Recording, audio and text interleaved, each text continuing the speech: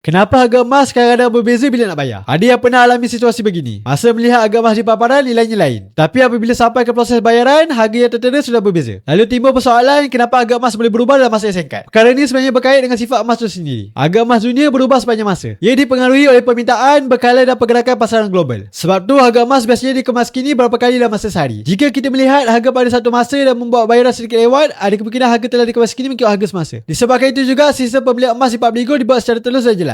Melalui laman web dan aplikasi mereka, semua harga dipaparkan secara terbuka. Contohnya harga emas untuk akaun Emas Gap, harga pembelian emas fizikal secara terus, gold premium dan juga kos penghantaran. Malah harga beli dan harga jual balik turut ditunjukkan sekali. Jadi sebelum membuat pembelian, pembeli sudah boleh lihat keseluruhan kos secara jelas. Dengan sistem yang telus seperti ini, ramai orang lebih selesa untuk berurus niaga. Ia juga membantu mengelakkan risiko seperti urusan jual beli yang meragukan, manipulasi harga dan kes penipuan emas. Kerana dalam sistem ni, pembelian dibuat terus dengan syarikat bukan dengan individu. Peranan dealer hanyalah sebagai pemudah cara. Mereka membantu daripada segi pendaftaran akaun, memberi panduan tentang simpanan emas dan berkongsi ilmu yang betul tentang emas. Apabila ilmu jelas dan sistemnya telus, perjalanan menyimpan emas tu menjadi lebih tenang. Jadi bagi siapa yang berminat untuk mulakan simpanan emas, boleh tunjuk video saya di profil untuk 5 langkah mudah untuk emas Publigo. Saya bantu tu sebaiknya.